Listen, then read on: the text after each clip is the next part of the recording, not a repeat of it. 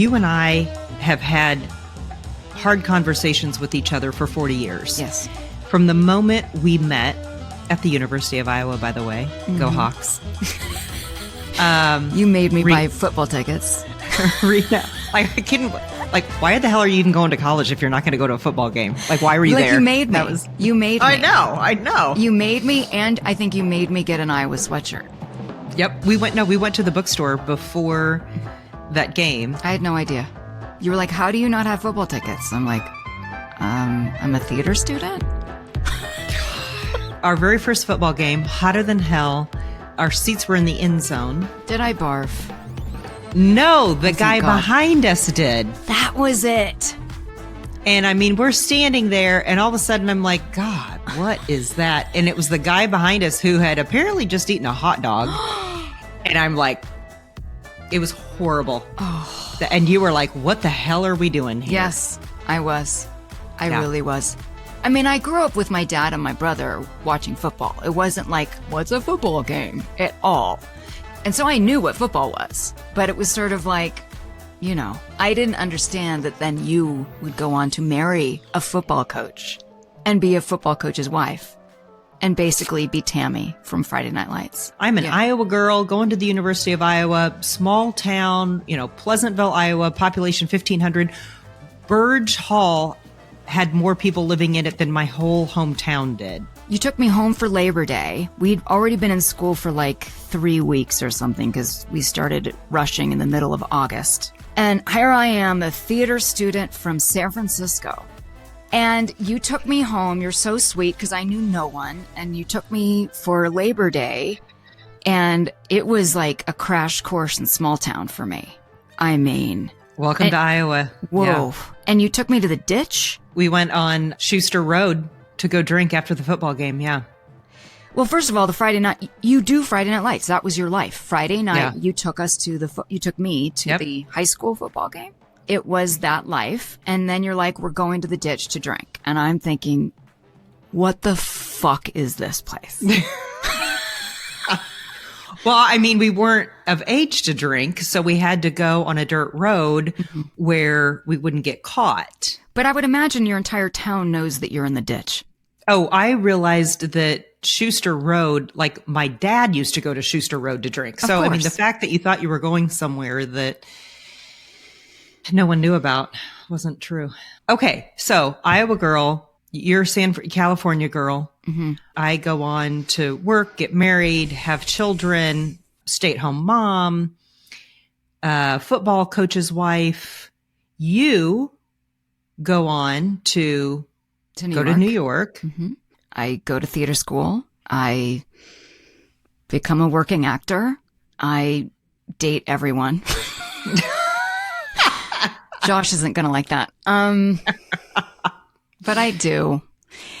And I'm single and working and living this dream of being a New York actor. And, it's obvious. It's like I'm poor as shit. And then I make some money and then I'm poor and then I make some money. It's, and then I get to travel. And then when I was 43, I've met Josh, and that sort of changed everything. And I never thought I wanted to get married. And as soon as I met him, I was like, well, of course I want to marry you. And he came with a 10-year-old boy, and he was raising him primarily by himself. And all of a sudden I went from never having lived with anyone but a roommate to living with a man and his kid and being a primary caregiver. And I've been doing that for 12 years. And crazy. Totally different. It is crazy. So, okay. So completely different people, completely different upbringings, completely different lives since college. But the thing that has kept us together is our love and respect for each other. Mm-hmm. And so you and I have always had tough conversations about whatever it is that's going on or whatever's on our mind. And I want your liberal take on it. You want my conservative take on it. And I just don't think that that's a common thing. I don't think that there are people who have the opportunity to talk to somebody with an opposing view and have a respectful conversation. And I'm not trying to change your mind. No. And I don't think you're trying to change mine. No. But I think that it's important for us to have a conversation that shows people that you can love and respect somebody with a completely different outlook on something, but understand why they think the way that they do. And there's nothing wrong with that. Well, and it's gotten to the point that, people worry about holidays. Don't talk about religion or politics. And I'm thinking, actually, maybe you should start. Absolutely. Because we need to get back to a place where we can talk about these things. I mean, I do believe that we used to be able to talk about this more than we can now. I think everyone is just so afraid. They're not afraid to hurt each other, but they're so afraid to do the work. You're right. Yep. And I think that so many times, and I see this with my own family, that you can't have that conversation because you don't even want to go there. You don't want to hear, you don't want to hear what their, I don't want to hear what their liberal ass view is going to be on this, or, Right. And I'm sure that I don't want to hear their right wing conspiracy theory, opinions and stuff. And I think that that's gotten us to a point where we either, it's fun to butt heads with each other just for the sake of pissing someone off, instead of trying to come from a, empathy and understanding. Yes. I mean, it's funny because Josh and I are quite liberal, and we have helped raise a child that is now 22, and he's pretty conservative. It's been an interesting experience, and there are a lot of times that he would just try to get a rise out of me. Right. And I would just shut it down. We've had some fascinating conversations since the fact when I told him that I was starting this podcast. And I realize, and we've talked about this a little bit, that I'm now obsessed with Tangle. And wildly, you were already reading and listening to Tangle, and shout out to Tangle, that I'm obsessed with them. And since for the last 2 months, and it's only been 2 months, but I am reading things and listening to things with totally different ears. I don't immediately jump to that conclusion that like liberal, hot. It's more like, okay, I'm just going to take a deep breath. The charge is gone. And it certainly makes my life a little bit easier, walking around the world and going, I see what they're trying to do to me, and I'm not going to let them. Yeah. Right? Yeah. I'm going to take power, and I'm going to learn and educate. And talking to Jax has been pretty insightful. And I find that he doesn't, since I've started listening to him and his views, he's not trying to get a rise out of me anymore. That is interesting. Right? And so if that's just a small, I don't know, hopefully path into what we all can do. As liberals, we tend, and you know it because we act elite. We tend to think that we're smarter than you. We're more well-read than you. We know, and you don't. And if only you knew. And there's like, right? And there's a condescension and a how can they? And we get very indignant, which that's not a playground for openness, is it? Oh, no. Right. Right. And as liberals, we think we're so open. And as you know, I've said this to you a billion times, but it's the first time on the podcast where I said to you, because I grew up outside of San Francisco and it was a pretty wealthy area, and there were a lot of moderate Republicans. This is back in the 80s, right? There wasn't any of this craziness now. So you were around all kinds of people at that point. And so I didn't have this preconceived notion about, Republican, but I also fancied myself a liberal. As time has gone on and I've lived in New York, and as long as I have, like I said to you, Jolene, you're my only conservative friend. And which is crazy. And which is a crazy concept. Yes. Right? And then you said, the conservative, the one that we've decided is super, hard and not open and all the things. You said to me, I've got tons of liberal friends. And I'm like, well, fuck, I'm the asshole. And then I ask my friends, all my liberal, really smart, open-hearted, we're so open-hearted. And everyone's like, well, I don't have any.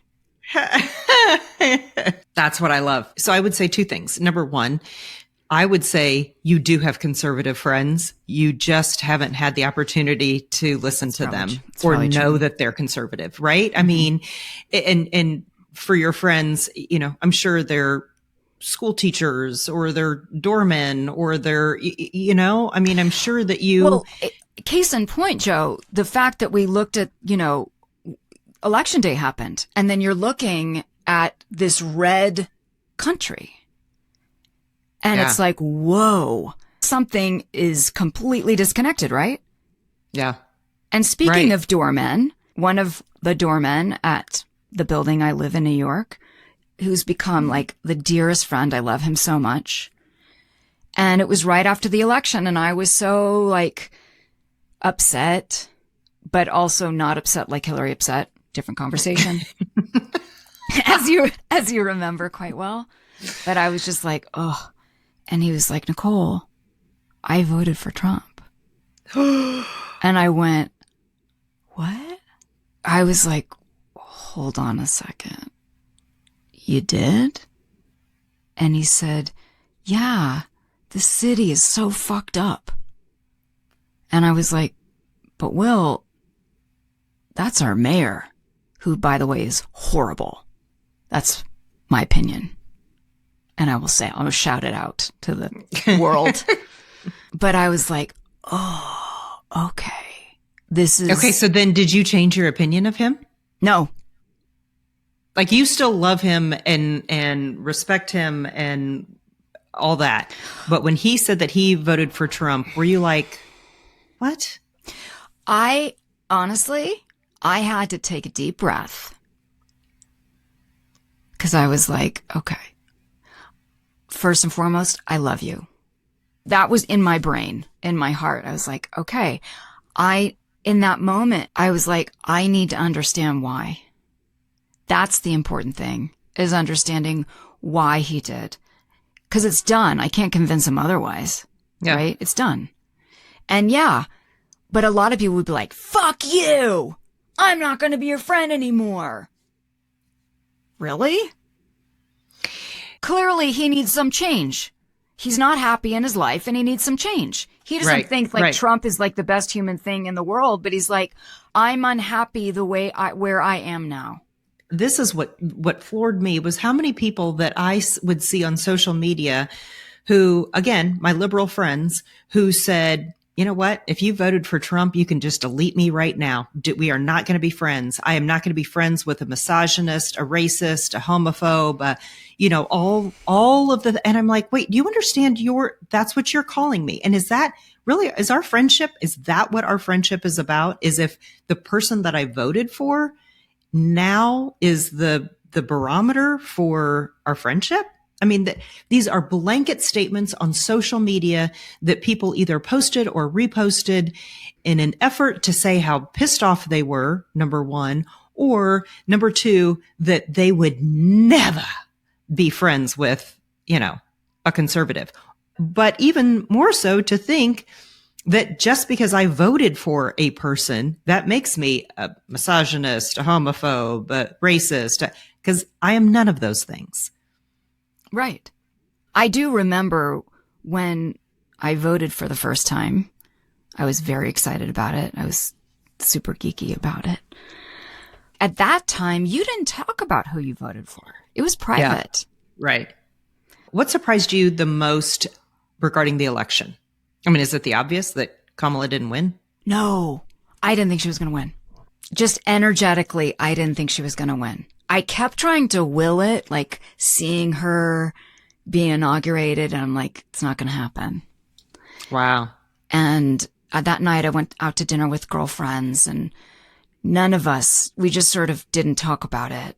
When I came home and when I saw on the television that Ted Cruz had won and Josh Hawley had won, I was like, I'm done. It's over.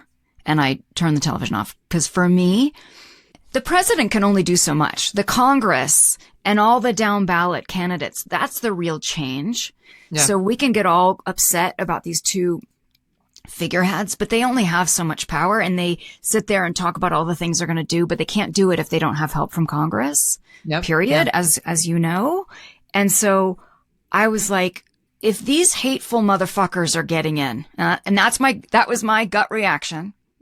We talked about how we wanted to, what is your gut reaction? My gut reaction was, you disgusting motherfuckers are back in power again. I'm out. I don't want to look at this anymore, because this is indicative of what the country is feeling right now. And I'm out. Wow. I went to bed. So you stopped watching? I went to bed. But then when I woke up in the morning and I saw that it was totally red, I was like, wow, there's a disconnect. And we need to do something different. It wasn't like that pain after Hillary didn't win, where I felt like, oh my gosh, the country doesn't like women? Like, I was very naive and very shocked. And I understand that you had your own feelings about her. And I didn't realize that a lot of people did. I think for me, I didn't think Trump would win. I was a Haley supporter. I thought Nikki Haley was going to be the first woman president. And I was so excited. She had all the qualifications.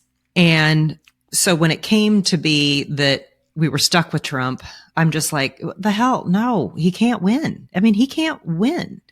How did you feel when she endorsed him?